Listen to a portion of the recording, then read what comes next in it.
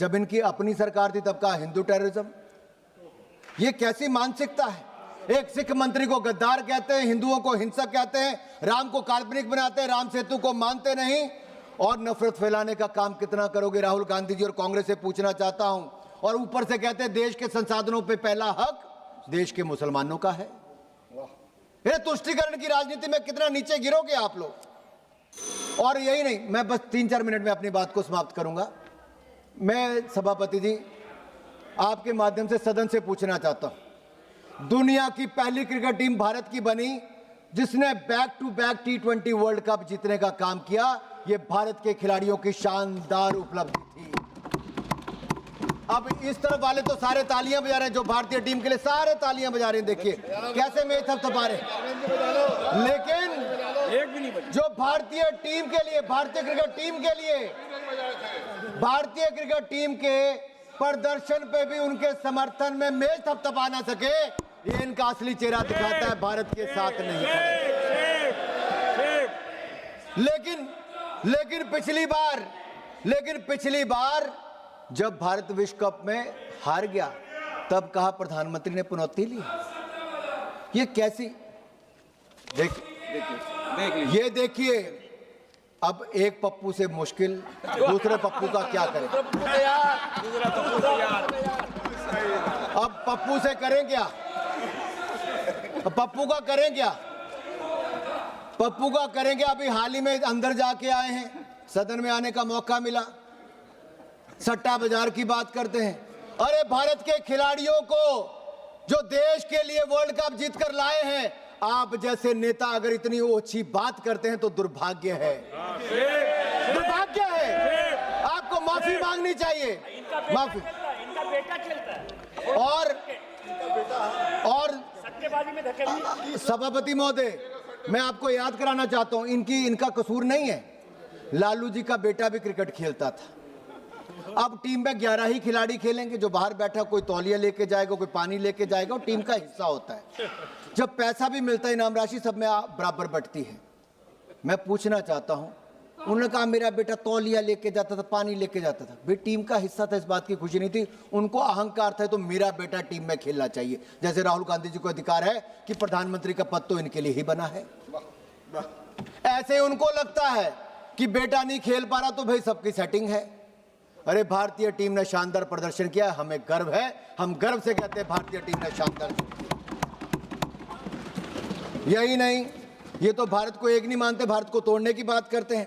इन्होंने तो कह दिया, विदेश में जाके क्या कहा कि भारत में ऐसा खतरा मंडरा रहा है कि आदिवासी हो, दलित हो, अल्पसंख्यक हो, वो विद्रोह में शामिल हो सकते हैं, ISIS जैसे बन सकते हैं। ये राहुल गांधी जी का बयान। मैं यहां पर बैठे सबसे पूछता हूं, क्या आदिवासियों के ऊपर कोई खतरा है? आज तो देश की राष्ट्रपति आदिवासी समाज से आती है, एक महिला है। हमें इस बात पे गर्व है, हमारी पार्टी ने मौका दिया है। और यही नहीं, लेकिन दुर्भाग्य यह है, ये तृणमूल कांग्रेस वाले अगर पश्चिम बंगाल में राष्ट्रपति जी गई, कभी स्थान बदल दिया, कभी लोगों को आने नहीं दिया, उनके लिए मुख्यमंत्री भी नहीं गई, उनको अपमानित करने का काम किया। तो तृणमूल का, अरे लोकतंत्र में चुनाव आएंगे जाएंगे, लोकतंत्र में चुनाव आएंगे जाएंगे, लेकिन आप संवैधानिक संस्थाओं के संवैधानिक पदों पर बैठे व्यक्तियों को अपमानित करोगे तो देश आपको कभी माफ नहीं करेगा, कभी माफ नहीं करेगा। ये वही ममता बनर्जी है जो अपनी पेंटिंग को, जो हजारों करोड़ का घोटाला करता है, उसको 3-3, 5-5 करोड़ में बेचती हैं। बेचा कि नहीं बेचा? भाई घोटाला हुआ कि नहीं हुआ? आपके लोग एक नहीं 12-12 लोग इनके जेल में गए, तृणमूल कांग्रेस के। ये क्या करते? यही नहीं, कमिश्नर को बचाने के लिए सड़कों पे ममता बनर्जी उतरी। और अब जब जांच एजेंसियां इनकी जांच कर रही थी भ्रष्टाचार की, तो उसके खिलाफ तृणमूल कांग्रेस की मुख्यमंत्री ममता बनर्जी सड़क पे उतर आई, हाथापाई छीनपानी कर ली। ये किस तरह के? सुप्रीम कोर्ट चले गई SIR के खिलाफ। SIR किसके खिलाफ है? SIR उसके खिलाफ है जो भारत के नागरिक नहीं है, जिनको भारत में वोट देने का अधिकार नहीं है। क्या आप चाहते हो विदेशी घुसपैठियों को वोट का अधिकार मिले? मुसलमान जो रोहिंग्या मुसलमान है उनको वोट का अधिकार मिले और आप चुनाव जीतो? इलेक्शन कमीशन ऑफ इंडिया को संविधान ने अधिकार दिया है और इलेक्शन कमीशन ऑफ इंडिया वो ठीक कर रहा है अगर ऐसी जांच कर रहा है तो। और मैं एक कहूंगा, आपके समय तो आपने चंगू मंगू को इलेक्शन कमीशन लगाकर इलेक्शन कमीशन ऑफ इंडिया को पंगू बना दिया था। चंगू मंगू क्यों कहता हूं? एक को इलेक्शन कमीशन में लाए तो बाद में आपने मंत्री बनाया, बनाया कि नहीं बनाया? से लीक करता था, रिमोट कंट्रोल से आप प्रधानमंत्री भी चलाते थे और रिमोट कंट्रोल से इलेक्शन कमीशन को भी चलाते थे। आप अपने समय 12-12 पदों पर खाली छोड़कर देश का आर्मी चीफ अपने रिश्तेदार को बनाते थे। 4-4 जजों को सीनियरिटी में छोड़ के चीफ जस्टिस ऑफ इंडिया बनाते थे। जिसको दिल करे जहां दिल करे नियम तोड़ते थे और आपको कोई पूछता नहीं था। आप संविधान को भी तोड़ने का काम करते थे। मैं इतना ही कहूंगा, हमारे स्पीकर महोदय ने इतना शानदार प्रदर्शन किया है कि आज नए रिकॉर्ड बनाए हैं, लेकिन दूसरी तरफ राहुल गांधी जी का रिकॉर्ड भी है, जिन्होंने 2-2 सदनों में 14वीं 15वीं लोकसभा में तो एक प्रश्न भी नहीं पूछा, 0 प्रश्न पूछा था। कमेटी की मीटिंग में 20% हाजिरी नहीं है, सदन में 50% टाइम नहीं आते हैं और सदन को गुमराह करके अविश्वास प्रस्ताव हमारे ओम बिरला जी के खिलाफ लाते हैं।